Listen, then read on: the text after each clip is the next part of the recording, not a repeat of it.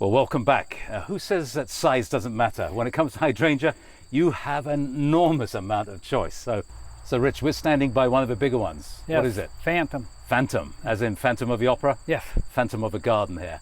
It is a mega big one, 10, 12 feet, Yes. and a little bit narrower than it is tall, I think, and whatever. I believe so, yes. But look at the size of that flower. Like, I've got a little one off one of the smaller ones to give you an idea. It's probably 10 times the volume. Yes. And there are other ones that are quite spectacular. This is a very popular one, isn't it? Vanilla strawberry, yes. Vanilla strawberry. You can't quite see, but it starts off white, White. and then the pink migrates up.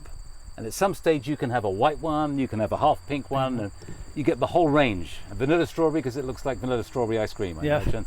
But look at the size. Also, pay attention to the stem color. Some of these really have very attractive red stems, yeah? Yes.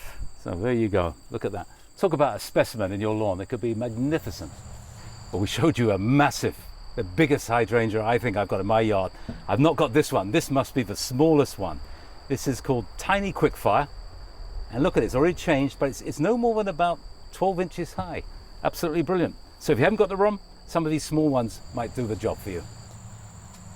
No matter if you're planting a big or small hydrangea, you always plant them the same way. You dig a hole approximately twice the size of the pot, and then you want to plant the hydrangea at soil level or slightly above soil level.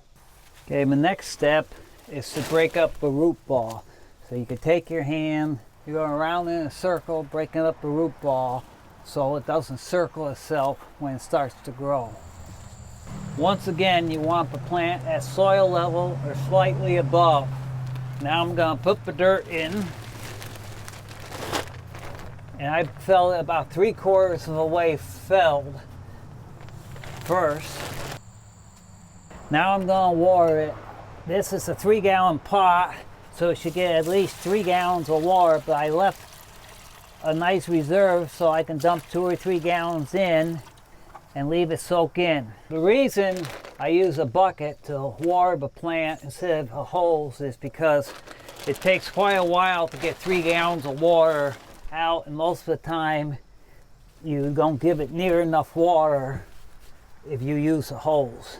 Okay, now I'm going to finish putting the rest of the water in and pour it nice and slow so it doesn't run off.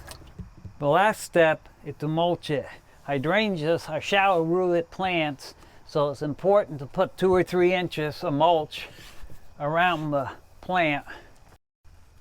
And another thing you should do is when you're mulching, keep the mulch 2 or 3 inches away from the stem of the plant also. And if you plant enough of these the correct way, this is what it can look like. Well, Rich, this is a lovely planting, a bit more established than some of the other ones. How old is it? About 7 years. 7 years. So you got this at its prime. This is what? Little Quickfire. Little Quickfire with a spacier flower. But that is magnificent at the back, isn't it? Yes, that's vanilla strawberry. Now, vanilla strawberry, you just got to be a little patient. It takes 2 or 3 years for it to get strong enough. Yes. I have to apologize. I said we were going to talk about the smooth hydrangeas, and we're really running out of time because there's one other location we have to visit.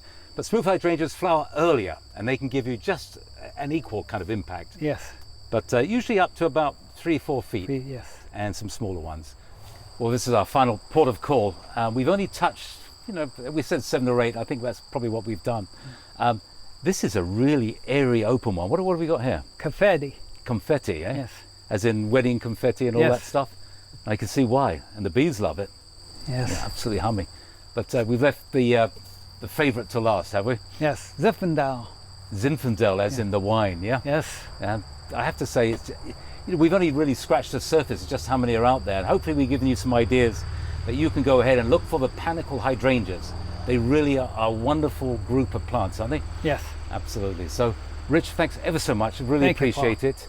And get out and see if you can find one. You won't regret it.